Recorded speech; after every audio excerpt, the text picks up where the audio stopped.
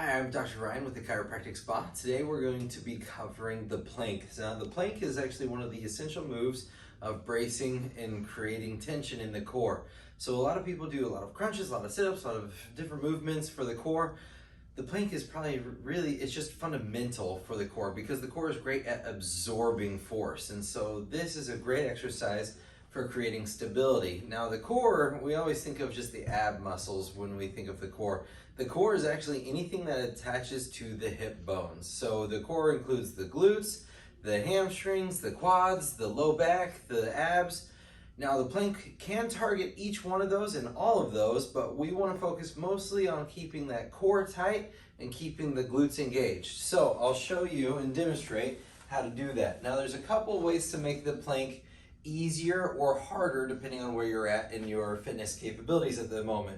So the easiest way is on your hands. So you go straight up and you go into the plank position.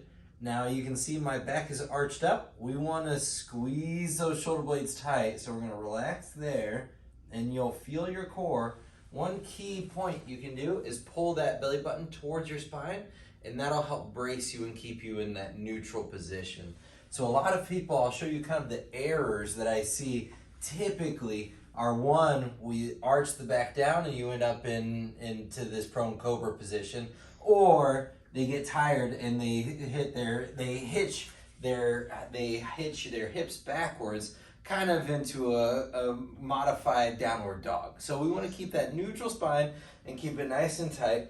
Now to make it a little bit more difficult, you change the vector angle. So you're actually going to go lower onto your elbows and you'll get that same bracing. Now, like I said, we want to engage our glutes, so we squeeze our glutes and keep that core tight and neutral. I like to have neutral soft hands. A lot of people you'll see gripping in, and that kind of takes a lot of the tension out of the core. When you grip in and you're like getting all tight and you start to round that upper back, you take the tension away from the core, the glutes, and from the abdomen. So try and avoid that. So I like to have what's called soft hands, so I can move my hands and do things with my hands, because that means I'm relaxed through the arms and I'm not bracing with my shoulder blades too hard. So give that a shot. It's a great exercise, fundamental, and it helps low back pain tremendously.